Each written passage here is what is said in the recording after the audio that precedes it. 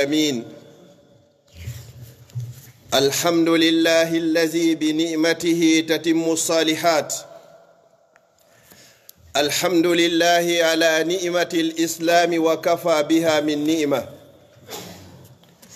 ثم الصلاة والسلام على المبعوث رحمة للعالمين محمد بن عبد الله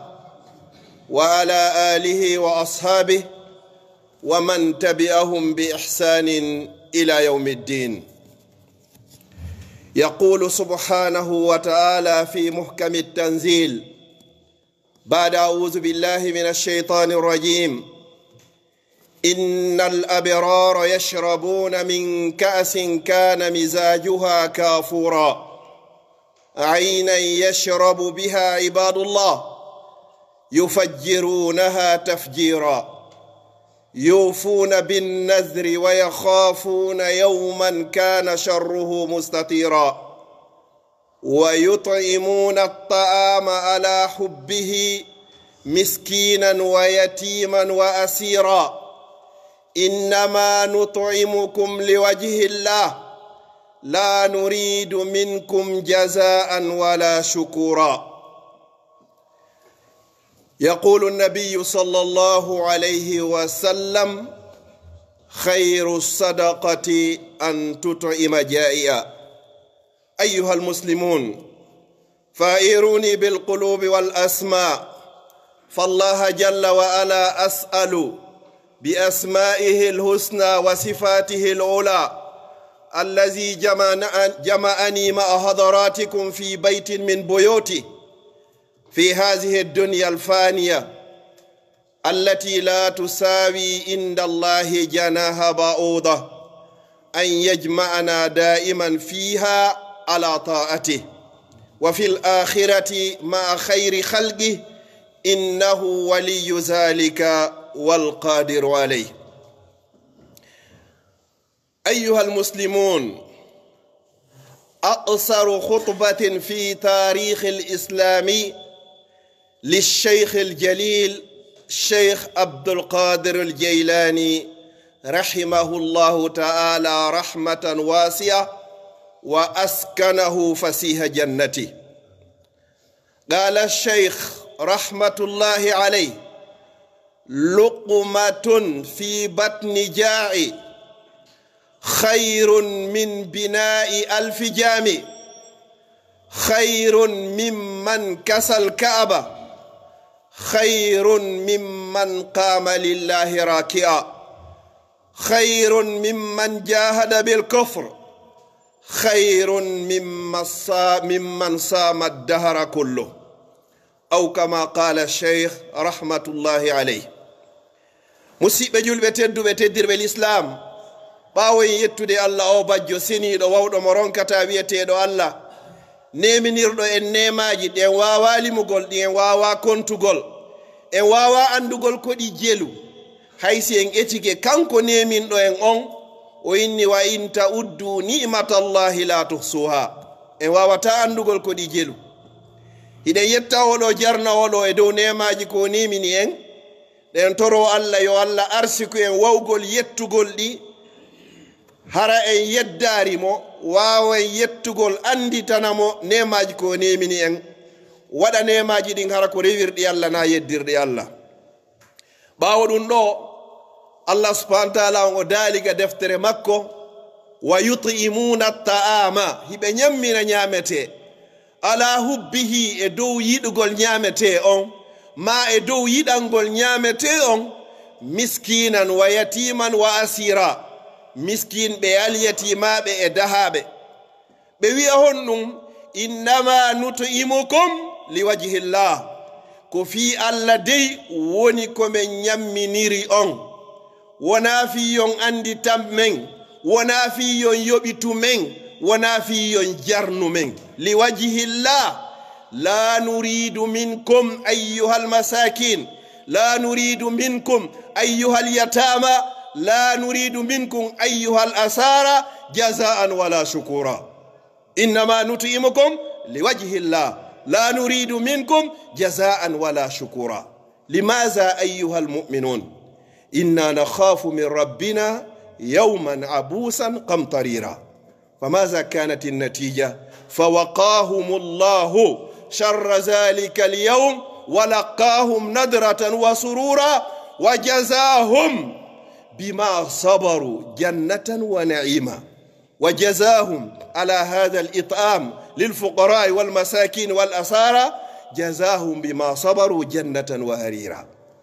مسيب جول بتدبه بنياميني دونلو في الله نافيو بإني البركة نافيو بأندي تاني نافيو بنود ما فيو بوجه ما فيو بجرنه كو بوادي دوندو كو في الله كونو بهبي وإنا نخاف من ربنا menen de meden hulika jomi amen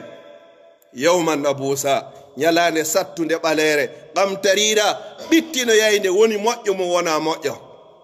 Allah hon wadi wajazahum bima sabaru. Allah yobi be kisan sabu konko be munyi jannatan wa harira natoygol aljanna o wadadi be cionci harire sabu ko be munyino ko be nyammini haysi miskinu ko andi tanari be nyammini haysi tay aliyatima ko andi tano yari be ko buri ko mo dankida on yaqulu al-arab ittaqi sharra man ahsanta ilay. Arabu be wi'ay wo hulu bone rentoda on mo mojjida e mudum mawmen be makay kala mo wallirda okkorda lekki musu nyiije ko on walliroye ma jango ko jakete kono annaya narun don nde ya wada ko ya wadirli wajhillah fi Allah on allazi la yaghfal wala yanam on mo ngata sakodano fiyo yobitoye ke yawmal qiyamah. Sheikh Abdul Qadir Jailani rahmatullahi alayhi odo wadi khutba burdo rabbidude khutbaji din e der tarikhul islami o wi wo luqmatun sayre wotere fi batni ja'i ko wadda dum e reedu neddo welado ko fewndi ko nga meden fewndo hegeji nyammina neddo goto welado miskin ma al yatim ma baso ma tampudo no alhaali makko woniri wo nyammina odo sayre wotere be inari caaje didi ma yarna odo yar wobande wotere ndiyam ma nyawnda odo coggu pikirwal gotal ma yobana odo nyamande hun gotum ko kum fandi wo ittanamo ande wo khairun wo dunno buri e mojjude min binayi alfi jami e di darnugol jami wuje wulure subhanallah khairun min binayi alf jami julirdaje wulure ka Allah rewete nde wata wonde sabu ki wonki do ki dedi ko dum do burda jogade mojjere nen ka Allah subhanahu wa ta'ala e di adarnude julirdaje wulure sabna en se ngari ga julirde ga ko bay hiden nyami hari se ngari ga ko bay hiden selli ko bay ngari ga ko bay en dahaka en sokaka si wona do naga ardayno de jonnon ittangol welado hege mudum yarnugol don daado ittanamo don ka makko holtingol neddo holudo honnugol neddo wondo e yaasi wo khairun min binayi alfi jami wo dum do no buri mojjude dine darnata jami wuje wulure ko jelo woni ka fami ma welabe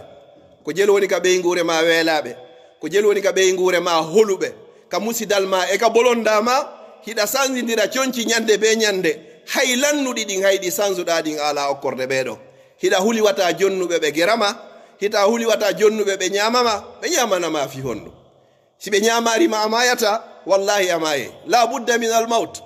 be jonnuda ben non amaye a jonnari ben non amaye la budda min al maut fere o ala pellet ko be maya jonno nyammingol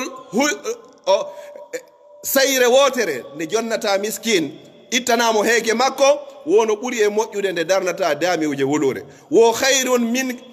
mimman kasal kaaba hida mari baraji buri on holtindo suudu kaaba ala non ka buri e mojjude e di holtingol suudu kaaba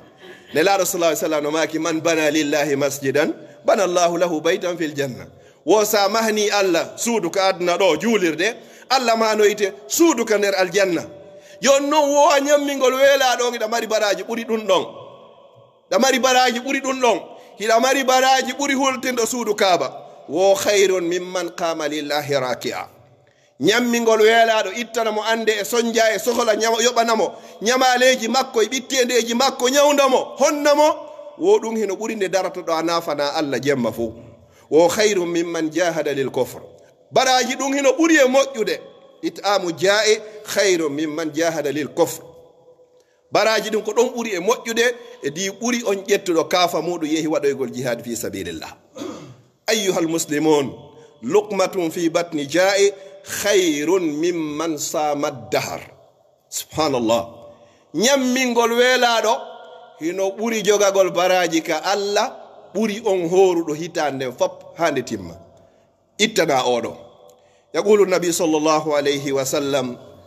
wo nelaɗo on ɓe maaki khayru sadaga ismu tafdil ko ɓuri moƴƴude sadakaji ɗin fo an tuto ima jayi an ko nde ñamminta neɗɗo weelaɗo si neɗɗo weelama o tampi imanu makko foppo o yenay o perde kala ko wiyete iman sa ittanimo non kan heege ɗon a ittanimo kan ɗon ka ɗon a ittanimo nden ñamande ɗon ko jogorafi muɗum wono ɓuri e moƴƴude ɓuri ne neɗɗo dardata juulirdaji wulure no ɓuri e moƴƴude ɓuri on holtinɗo suudu kaaba no ɓuri e moƴƴude ɓuri on dariɗo naafi jemma no ɓuri moƴƴude ɓuri on yawoɗo waɗoygol jihadu fi sabilillah no ɓuri e moƴƴude ɓuri on horuɗo hitande nden fof wa iza nazala addaqiqu fi batni ja'in lahu nurun ka nuri shamsi sati wo sa etike ha ko wiyete farin mana huyre be mana sayre wotere hewti e nder reedu weelaɗo wo Allah subhanahu wa ta'ala on jalbinirante ɗon ɓuri ko wiyete kon si nange nge yalti hara ko ñande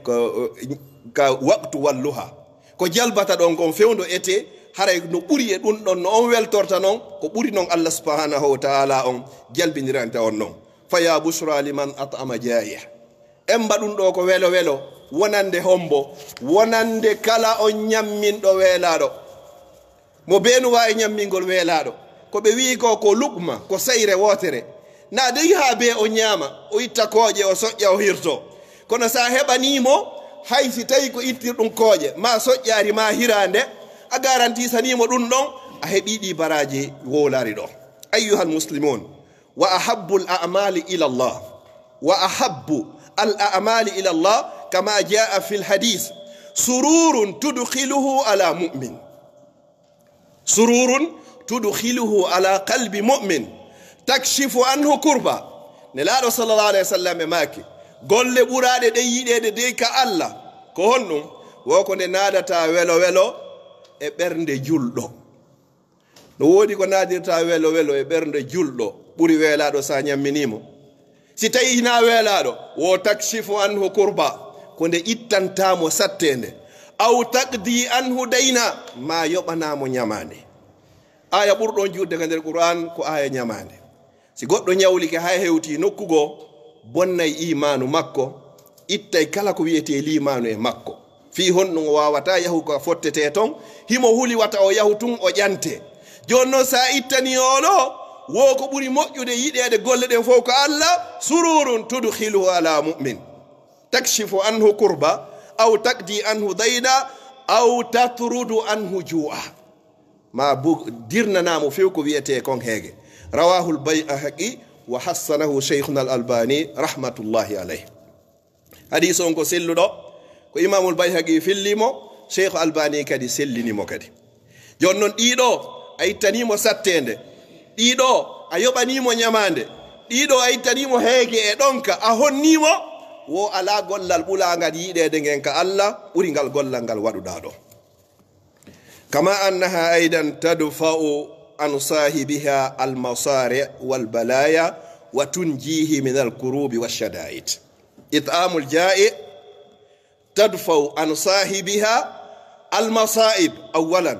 والبلايا ثانيا وتنجيك من الكروب والشدائد وفي ذلك يقول عليه الصلاة والسلام اسمعوا معي أيها المسلمون هذا الحديث صنائع المعروف تقي مصاري السوء والآفات والحلكات وأهل المعروف في الدنيا هم أهل المعروف في الآخرة رواه الترمذي وحاكم وصححه الألباني مسيب جلبة تدبة ñammingol weelaaɗo yarnugol ɗonɗaaɗo holtingol holuɗo honnugol kadi neɗɗo mo maraka wona woɗum ɗo hino danda honnum kala ko wiyete sattendeji no danda honnu ko wiyete albala'u no danda ma kadi kala ko wiyete ngojo no danda ma kadi sattendeji adna e lakara nelaɗo sallallahu alayhi wa sallam e maaki wo sanai'ul maruf waɗu gongol dey ko moƴƴi wo taqi masari a suu no danda battane bonɗo neɗɗo ittanayɗo mofte ɗen ko wiyete kon sattende Allah no wawa wadde ɗum ɗon saabu ko okkimo battane moƴƴo no dandanamo kay ko wiyete kon ñabbeli no dandamo kadi ko wiyete kon tanaji no dandamo kadi ko wiyete kon alhalakuyeji imma kanko ma ɓeygure makko nden ma jawdi makko nden wowa ahlul ma'rufi fi dunya yimɓe waɗayɓe ɓen ko moƴƴi ka aduna ɗo hum ahlul ma'rufi fil akhirah ko ɓen kadi woni yimɓe moƴƴuɓe ɓen waɗoyeyɓe ɓen kadi ka moƴƴi yawmal qiyama rawahu al-hakim ko imam hakim woni ko filli hadis on wa sahahahu al-albani rahmatullahi alayh ayyuha al-muslimun adif ila zalik maza aidan luqmatun fi batni ja'i wa it'afuha lil khataya wa takfiruha lisayyiati wa mudha'afatuha inda Allahi ila ad'afin kathira wa wiqayatuha min azabillahi kama jaa fil hadith qala an-nabi sallallahu alayhi wa sallam ittaqun nara walau bi shiqqi tamra rawahu al-bukhari musibe julbe tedduɓe ɓawo ɗe toɓɓe ɗe nanɗen ɗo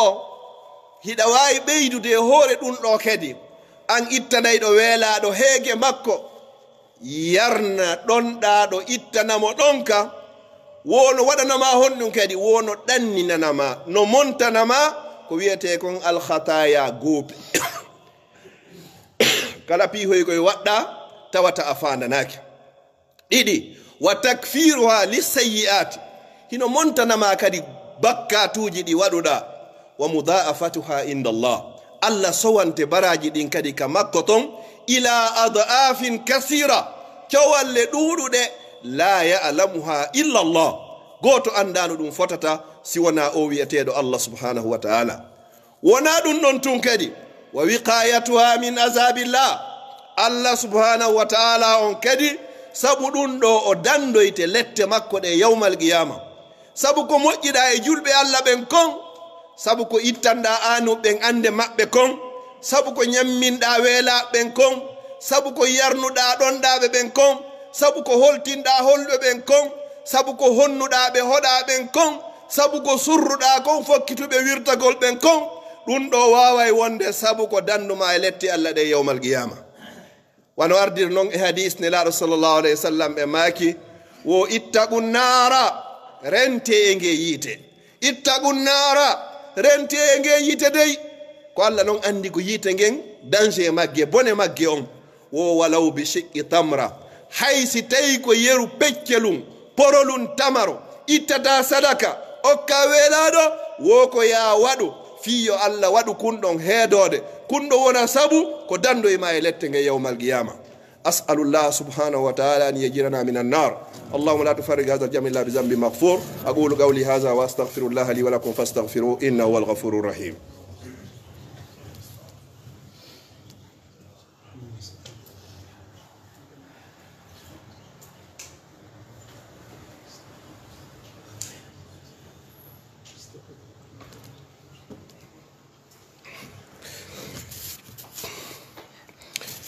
الحمد لله رب العالمين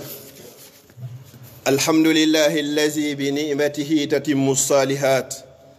الحمد لله وكفى ثم الصلاة والسلام على خير البرية محمد بن عبد الله وعلى آله وأصحابه ومن استنى بسنته واقتفى أثره إلى يوم أن يقول كل نفس نفسي نفسي أيها المسلمون تصدق قبل أن يصدقوا عليك صل لله قبل أن يصلوا عليك اذهب إلى المسجد قبل أن يأتوك إلى المسجد فأنت محمول على الأعناق ومن المسلمين ومن الناس من لا يأتون إلى المساجد ليصلوا ولكن ليصلى عليهم إياك ثم إياك تسمع قول المؤذن يقول هيا على الصلاة هيا على الفلاح ثم تنام ولا تنادي منادي الله. ومن أكبر وأعظم ذنوب يرتكبها الإنسان وخاصة المسلم أن يسمع المنادي ينادي ويقول هيا على الصلاة وهيا على الفلاح ثم لا يستجيب لنداء الله. فالنبي صلى الله عليه وسلم فقد أهم بإحراق البيوت على أناس لا يشهدون صلاة الجماعة. إذا كان هذا هو خير البرية الذي أرسل رحمة للعالمين فقد اهتم بهذا وهؤلاء من أمتي، أيها المسلم فعلينا أن نهتم بأداء الفرائض في المساجد، بأداء الفرائض في المساجد، بأداء الفرائض في المساجد. يقول عليه الصلاة والسلام بشر المشائين إلى المساجد في الظلم بالنور التام يوم القيامة أو كما قال عليه السلام. مسيب جول بتدو باوي يتودي الله لاول إدابول جولا إن صلى الله عليه وسلم لرتن هونde ɓurde mawnude hunde honde tottoygol farillaji ɗin ka suudu Allah do tawa e bakkatuji ɓurɗi e mawnude tuma nde julɗo anduɗo wuuri mayay nanata noddinowo no wiya hayya ala sala are ka julde hayya ala fala are ka malore o ronka notade. nelaɗo sallallahu alayhi wa sallam ko nuliraɓe yurmede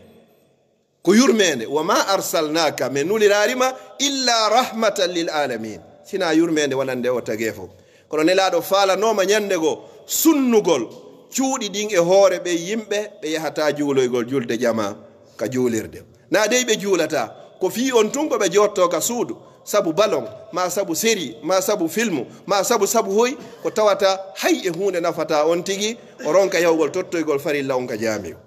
watta ɗen hakkil moƴƴa musidɓe julɓe tedduɓe ɗe toɓɓe ɗo no fewti en fof tentini noon enen baba en maaki leydi meɗen ndin lagine.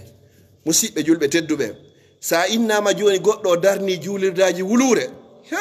o heeɓi ko natiroya aljanna kono no woodi ɓurɗo mo. si goɗɗo innama joni o holtini suudu kaaba ndun oɗon no waɗi ko mawni kono no woodi ɓurɗo mo. si goɗɗo innama joni ñande ɓe ñande jemma on fop o naafay o waɗi ko moƴƴi kono no woodi ɓurɗo mo. goɗɗo golle mum fof ko waɗugol jihadu fi sabilillah kene e gundo oɗo waɗi ko moƴƴi. si goɗɗo kadi innama hitande fof himo hoori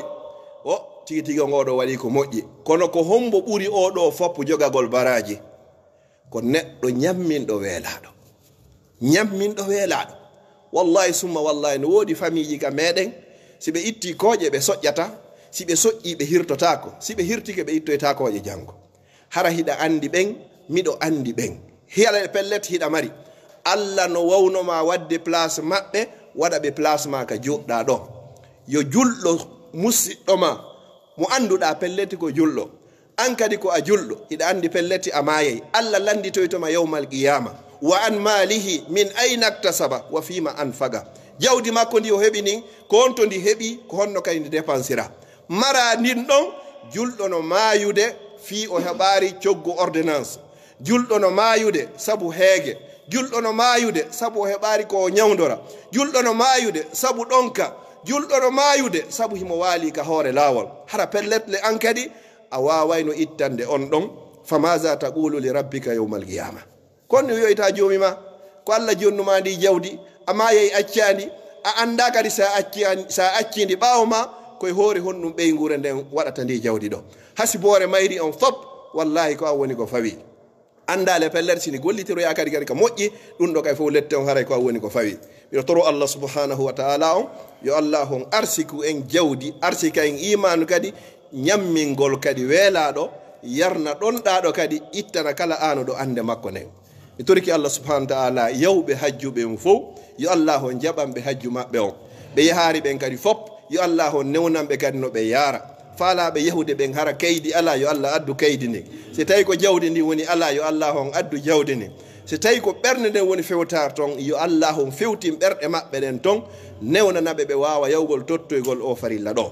yeru kalaɓe ɓen ɓe wawari yawde hikka en toriki Allah yo Allah waɗanɓe fukkirɗum bakkatu e ɓantirɗum darja يا الله نونام بينو بحجر ويكيات رب العالمين. اللهم لا تفرق هذا الجمع المبارك إلا بذنب مغفور وسعي مشكور وأمل متقبل مبرور. اللهم اجعل جمعنا هذا جمع مرحوما وتفرقنا من بعده تفرقا معصوما. اللهم لا تجعل فينا ولا معنا ولا من بيننا شقيا ولا مطرودا ولا محروما. اللهم ألف بين قلوبنا وأصلح ذات بيننا واهدنا سبل السلام ونجنا من الظلمات إلى النور وجنبنا الفواحش ما ظهر منها وما بطن واجعلنا من الراشدين. اللهم اجعلنا من الراشدين. اللهم اجعلنا من الراشدين. اللهم اغفر لنا ما قدمنا وما أخرنا وما أسررنا وما أعلنا وما أنت أعلم به منا برحمتك يا أرحم الراحمين. اللهم اجعل لنا من كل هم فرجا ومن كل ضيق مخرجا ومن كل بلاء عافية برحمتك يا عزيز يا غفار. اللهم أحسن عاقبتنا في الأمور كلها.